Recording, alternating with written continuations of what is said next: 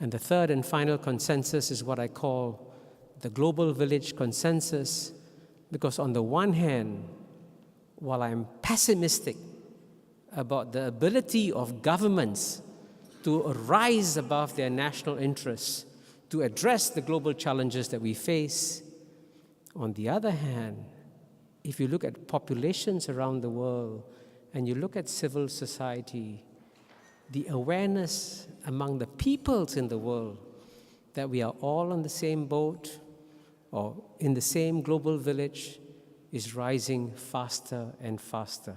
So we can sit at a conference like this and come from so many different parts of the world and feel comfortable talking to each other without feeling that we are crossing some impossible barriers. So the chemistry of global civil society has changed significantly and is continuing to change. And that's why I say that the next 20 years will be the best 20 years that the world has ever seen. Thank you very much.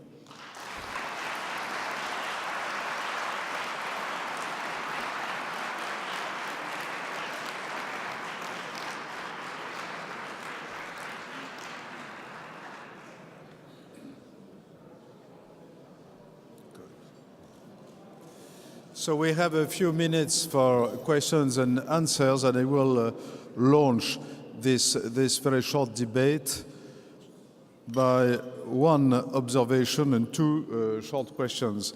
The observation is that this afternoon, actually, we have a plenary session on Europe as a laboratory for global governance.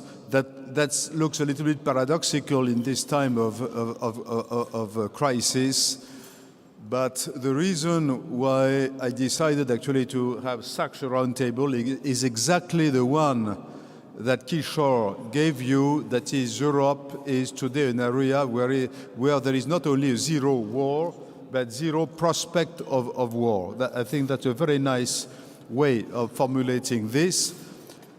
However, I would add that if ever the European Union were starting to dismantle, in a few years' time, we might find again a situation where the probability of wars would no longer be zero. That's why the immediate stakes are so high, and that's where the euro itself enters the picture. So that's my observation. Now, two quick questions, one very short term and one very long term.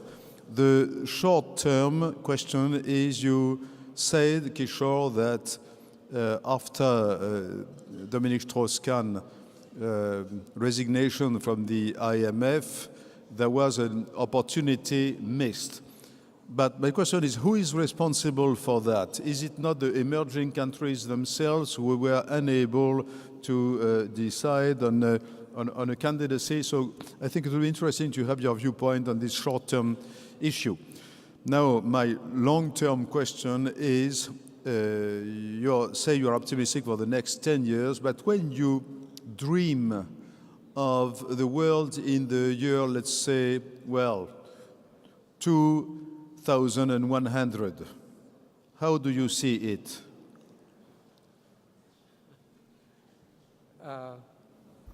I must thank Thierry for asking me two very difficult questions.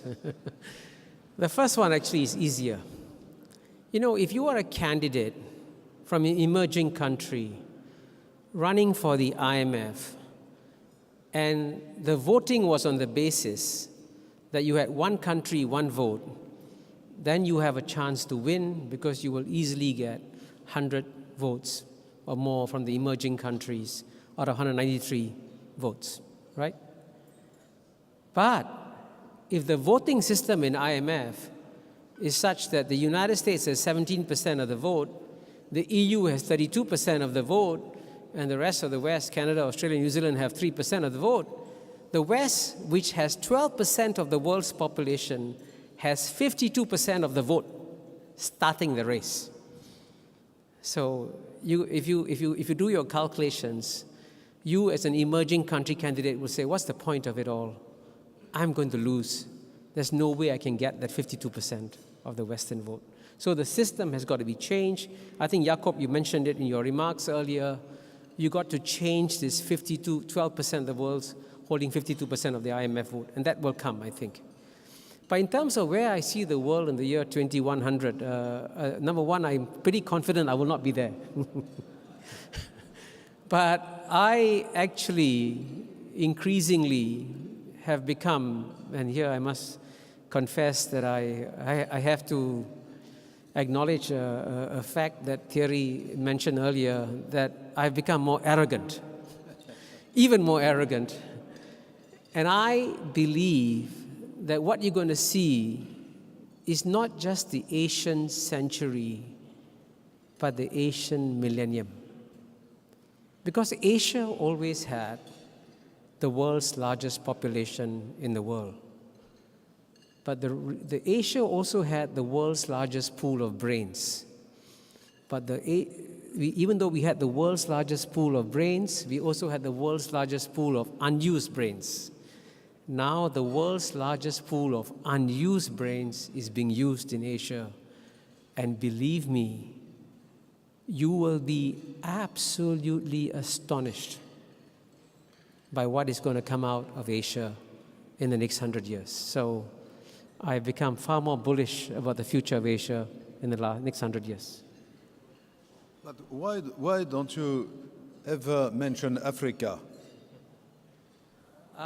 Actually, I'm very glad you mentioned that, because one of the things that I really enjoyed seeing on my flight here was the copy of The Economist. As you know, you were seeing on the flight here, and the cover story is Africa Rising. And I actually believe I've become far more optimistic about Africa, partly because, incidentally, more and more African leaders are coming to visit Asia. And the fact that they can see how Singapore, which used to have a per capita income the same as Ghana's, in 1965, when Singapore became independent, we had the same per capita income as Ghana. And today, our per capita income is higher than that of our colonial master, the United Kingdom. So they can see that if you want to learn how to do it, go to Asia. Thank you very much. So I have two questions, Dominique Moisy and Jacob Frankel. Kishore, that was a brilliant presentation, but I can't resist the temptation to try to take you out from your non-Western, non-democratic comfort zone. So when you are presenting the weaknesses of the West, I can only agree with you. American democracy has become dysfunctional. Vetocracy is endangering democracy. And China has two strategic advantages vis-à-vis the West.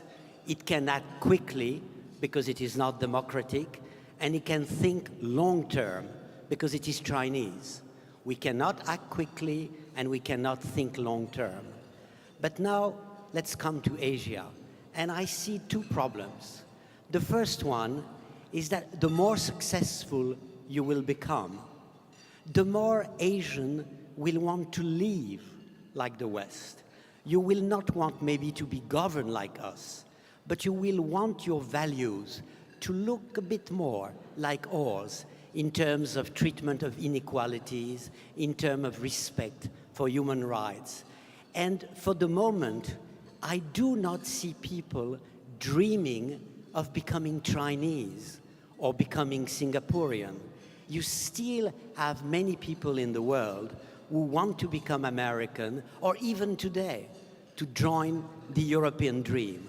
So I think you have a problem in the long term with universalism. Yes, I agree with you. The torch of history has moved from the West to Asia, but you have structural disadvantages which you have to face.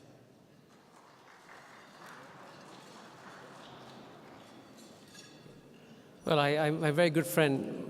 Very glad that my good friend Dominique asked me a very challenging question. And, by the way, I want to emphasize, when you give a 20-minute speech, you obviously cannot go into all the nuances and the qualifications and all that. I can tell you, by the way, the rise of Asia will not be one straight line upwards, okay?